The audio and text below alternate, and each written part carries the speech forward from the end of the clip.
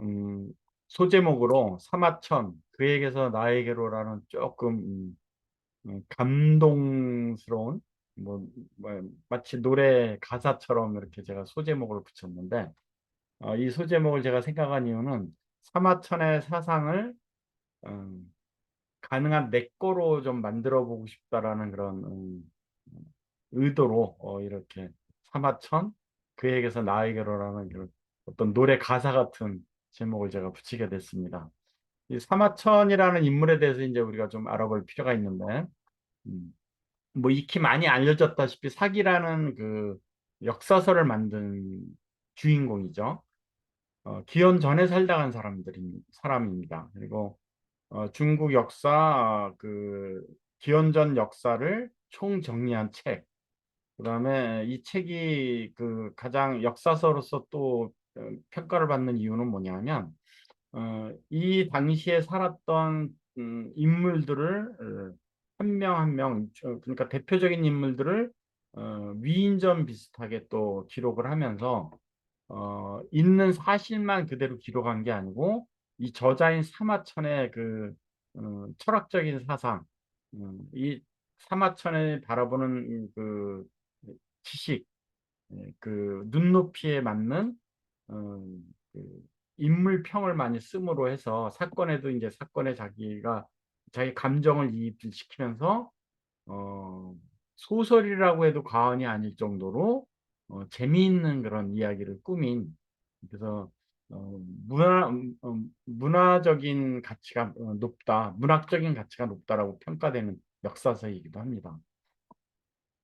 근데 이 사마천이 살던 시대가 어느 시대냐면 한나라 시대. 이 한나라는 어떤 나라냐면 우리가 이제 익히 주민문학 통해서 이제 배워왔듯이 진시황이 처음으로 중국을 통일을 하고 15년 만에 그 간신들에 의해서 망하면서 어, 다시 이제 중국 그 전역이 전쟁판으로 휘몰리다가 유방과 항우의 싸움에서 유방이 이겼다 그랬잖아요. 그래서 이긴 유방이 세운 나라가 한나라입니다.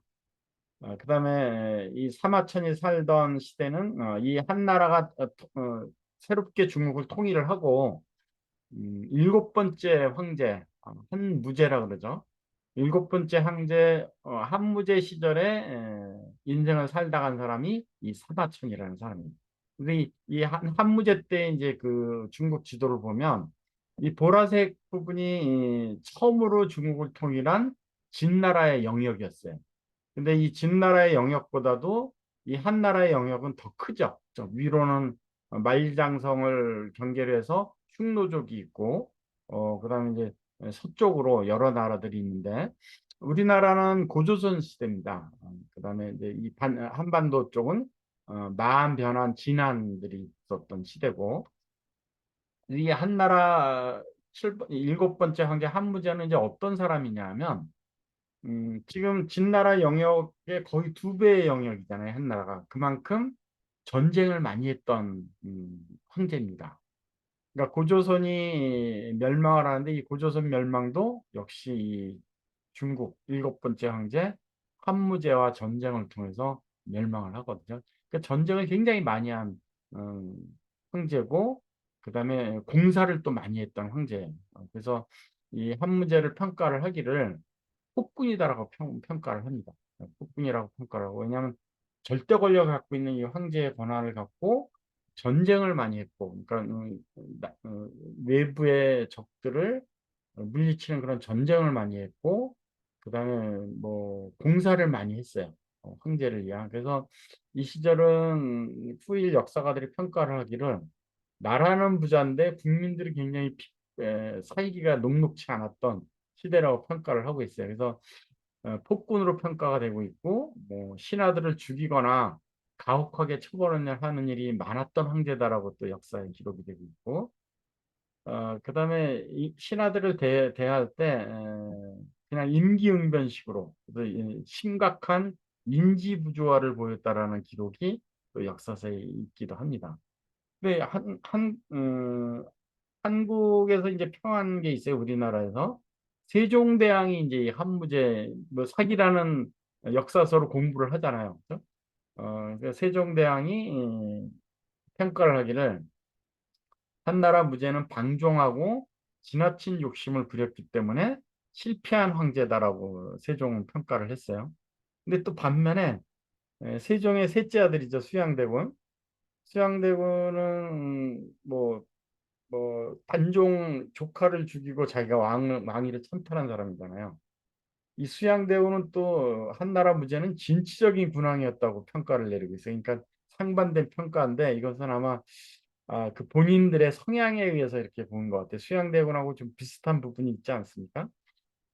근데 어찌됐건 전반적으로 이 한무제는 신하들을 죽이거나 가혹하게 처벌한 일이 많았던 전쟁을 좋아하는 그런 황제로 이제 폭군으로 묘사가 되는데 이 시절에 이제 사마천이 이제 살았거든요. 근데 이 사마천이 굉장히 그 인생이 그 피곤한 인생이 음, 험난했던 그런 사람인데 그 이유가 뭐냐면 이 한나라 때 이제 흉노족하고 이제 전쟁을 하는데 이 사마천은 대대로 그 천문과 지리를 담당하는 관리였었어요. 할아버지 때부터 아버지 또 본인도 한무제 시절에 에, 장관에 속하는 그런 그 관리였었는데 흉노족하고 전쟁을 하면서 그 사건이 하나 터집니다. 두 번째로 이제 흉노족하고 이제 전쟁을 하는데 이 한무제가 이때 이제 총대장은 이광리라는 사람, 이 장군이에요. 이광리는 누구냐면 한무제가 가장 이뻐하는 그 후궁이 있었어요. 이분이라는 후궁이 있었는데 이 가장 애지중지하는 후궁의 오빠가 이 이광리라는 장군입니다.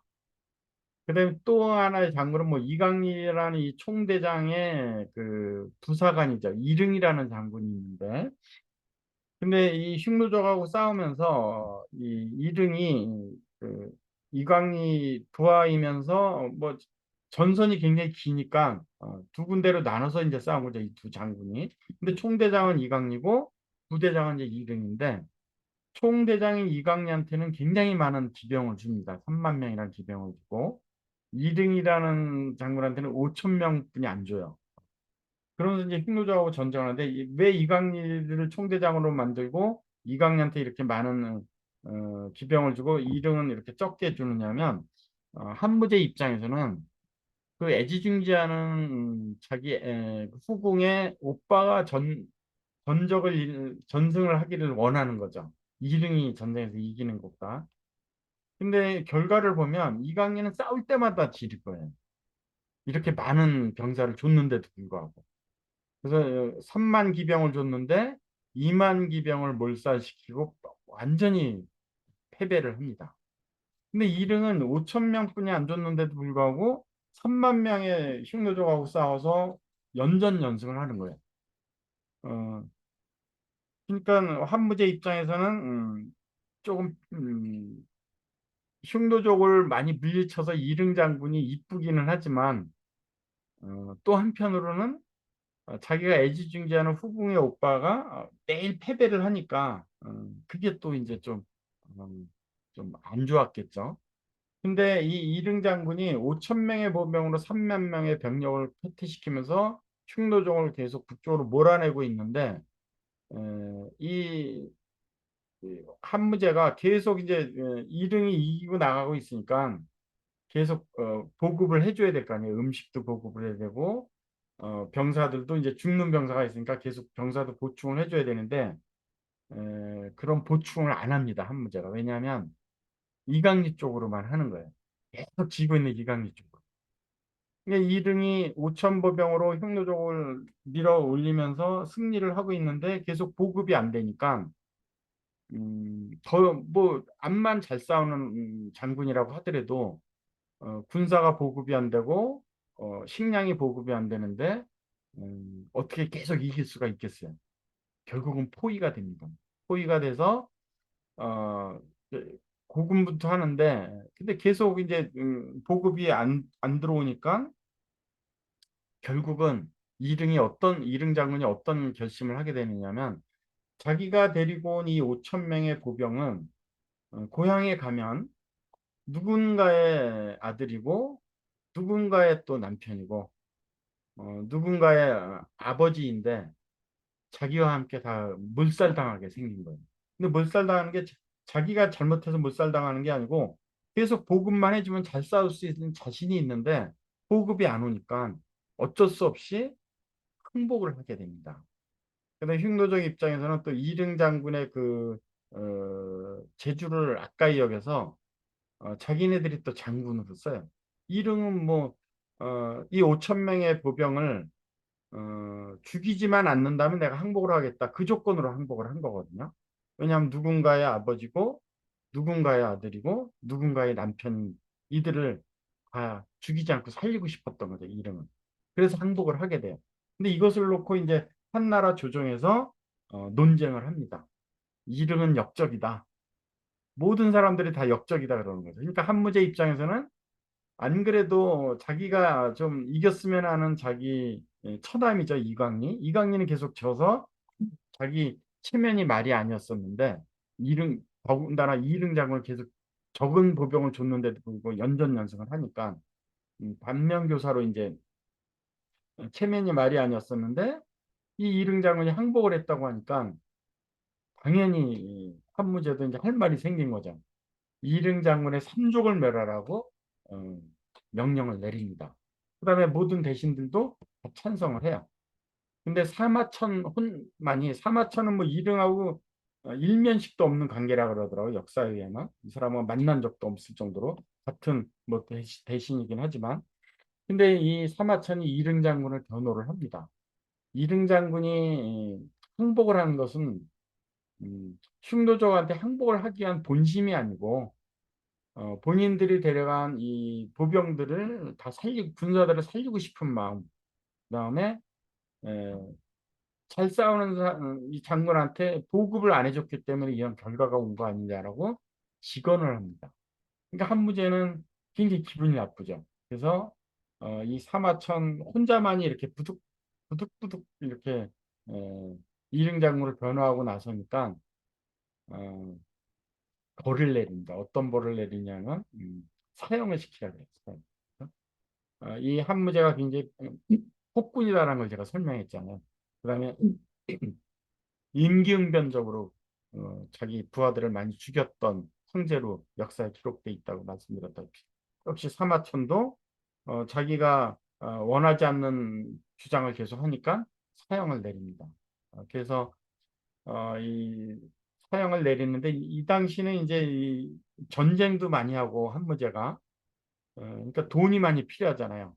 그리고 역사에 의하면 한무제 시절에는 나라는 부자인데 백성들은 가난했던 왜냐하면 계속 노역에 시달렸던 그런 시대라고 표현이 돼 있을 정도로 돈을 많이 필요로 했던 시절입니다. 그래서 사형을 내리면서 음, 세 가지 안을 내려요. 벌금 50만 전을 내든지 사형을 당하든지 아니면 궁형을 당하든지 마치 이 사마천을 많이 황제 입장에서 많이 배려를 해주는 척하면서 이 셋 중에 하나를 선택하게 합니다. 근데 이 벌금 50만 전은 병력 5천을 1년 동안 유지할 정도의 그 돈이거든요. 어마어마한 거금이죠. 당연히 사마천이 이런 돈은 없죠. 그다음에 사형을 당하든지 궁형을 당하는 건데 궁형은 뭐냐면 남자 구실을 못하게 남자의 성기를 제거하는 형벌입니다. 그래서 차라리 사형을 당하면 당했지 궁형을 당하지 않는 게 이 당시의 사람들이에요. 왜냐하면 사형은 그냥 죽으면 그만인데 궁형은 살았어도 굉장히 주변으로부터 업신여김을 당하고 그다음에 이 당시는 의술이 그렇게 발달이 안 됐기 때문에 궁형을 당해도 그 후유증으로 대부분 죽는다고 합니다. 그래서 궁형을 선택하는 사례는 별로 없는데 사마천은 이 역사서를 담당했던 천문지리를 담당했던 대대손손 어, 가문이었거든요. 그 아버지로부터 아버지 때까지도 중국 역사서를 정리하기 위해서 자료를 많이 수집을 해 갖고 있었던 가문이에요. 그 아버지로부터 또 어떤 그 유언을 받느냐면 중국 역사를 네가 정리를 해라. 내가 이 정도 자료를 많이 모아놨다. 넌이 이 중국 역사 자료를 계속 가업으로 이어받아서 중국의 역사를 정리하라라는 유언을 받습니다. 그러니까 사명이 있는 거죠. 소명이 하나 있는 거죠. 그래서 자기가 그 중국 역사를 아직 정리를 마치지 못했기 때문에 사형을 당할 수는 없잖아요. 그래서 궁형을 선택을 한 거거든요. 벌금 냈으면 좋은데 벌금을 낼 만한 형편이 안 되는 거고. 그래서 이 궁형을 당하면서 하늘을 원망을 합니다. 그렇죠? 왜냐하면 이릉 장군을 변호하는 게 자기하고 이릉하고 일면식도 없는 사이거든요. 근데 어, 객관적으로 봐도 이릉이 항복을 한 것은 누가 봐도 이것은 항복할 수밖에 없는 환경이었잖아요. 그것을 변호한 거거든요. 근데 과연 장인은 정의를 위해서 변호를 했을 뿐인데 과연 하늘은 있는 건가 없는 건가? 과연 정의는 있느냐? 그죠? 그래서 이렇게 토로를 합니다. 역사서에 의하면. 이것이 나의 죄인가? 내 죄 아니란 얘기죠. 이것이 나의 죄인가? 근데 내 몸이 훼손되어 쓸모가 없어졌구나. 그러니까 하늘은 과연 정의롭게 있는 것이냐? 그러니까 원망스러운 문구죠. 또 원망에 가득 찬 상태에서 세상을 비관하면서 역사를 정리를 합니다. 근데 이 역사라는 게 전시대를 살아갔던 인물을 정리하는 거잖아요. 특히 사기는 사마천이 쓴 사기는 그 시대를 대표하는 인물을 위인전식으로 그 사람의 일대기를 다 세부적으로 기록을 하고 있거든요. 우리가 중국 역사를 알고 있는 대부분의 것이 이 사기를 통해서 알게 되는 거거든요. 그 시대에 살았던 뭐 우리가 배웠던 뭐 항우, 뭐 진시황, 뭐 이런 사람들이 다 사기에 나오는 인물들이거든요. 이 사마천에 의해서 되살아난 기록이 된 인물들입니다. 그래서 수많은 역사의 그 기록을 하다 보니까 이 사마천이 그 시대에 살았던 인물들을 다 정리를 하다 보니까 굉장히 많은 사람들의 인생을 산 거나 진배가 없잖아요. 그들의 인생을 다 기록해서 알게 됐으니까. 그래서 자기가 궁형을 당하게 된 과연 하늘의 법도는 있는가, 정의는 있는가라고 원망을 하면서 그 사회를 원망하면서 사회와 등지고 이렇게 역사서를 썼는데 이 역사서를 다 정리를 하다 보니까 과거에 살다간 인물들을 다 정리를 하다 보니까 인생을 깨닫게 된 거예요. 어떤 깨달음을 얻게 되느냐면 예, 사는 것이 굉장히 많은 인물들을 보니까 열심히 사는 게 있고 지혜롭게 사는 게 있다라는 것을 깨닫게 됩니다. 본인이. 그래서 본인의 인생을 본인이 평가해 본 거예요. 내 인생은 과연 열심히 사는 것인가, 지혜롭게 산 것인가. 본인의 삶을 냉철하게 분석을 해봤더니 열심히만 산 거죠. 지혜롭게 살지 못하고. 지혜롭게 살지 못했기 때문에 나는 궁형을 당했구나라고 긍정적인 생각을 하게 됩니다.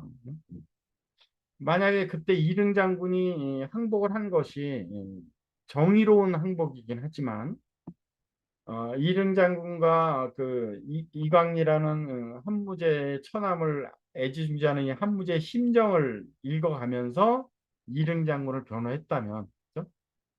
한무제의 그 심기를 건드리지 않으면서 이릉 장군을 역적으로 몰고 이릉 장군의 삼족을 멸하라는 그런 명령을 조금 과다라는 식으로 이렇게 지혜롭게 표현을 했다면 이릉 장군의 삼족도 멸하지 않았었고 자기도 궁형당하지 않았을 것이고 하늘의 법도를 정의를 조금 실현할 수 있었을 텐데 자기는 이릉 장군은 정의로운 사람이라고 그냥 열심히만 항변한 거죠. 그래서 이런 결과를 가져왔구나. 내가 지혜롭지 못했구나라는 것을 깨닫게 됩니다. 그러면서 다시 사회하고 자기가 소통을 하면서 다시 황제한테 부름을 받고 환관으로서 최고의 지위까지 오르고 생을 마감을 한 사람이 사마천이거든요. 그래서 사회를 바라보는 눈이 얼마나 중요한지가 이 사마천의 인생을 통해서 우리가 알 수 있고, 그 다음에 사마천이 말했듯이 열심히 사는 것과 지혜롭게 사는 방법이 있는데, 지혜롭게 사는 게 제대로 사는 방법이다라는 것을 우리가 또 이 사마천의 인생을 통해서 바라볼 수 있습니다. 그래서 제가 이 오늘 주민문학 소제목을 사마천 그에게서 나에게로라는 이렇게 낭만적인 제목을 붙인 게 뭐냐면 이 사마천이 깨달았던 지혜롭게 사는 방법을 온전히 제 거로 만들고 싶은 그런 기원에서 이제 그런 제목을 달았는데 또 우리 모두는 뉴스킨 사업을 통해서 내 인생을 개척을 하고 있습니다. 그죠? 근데 이 뉴스킨 사업을 하는 동안 우리가 또 한번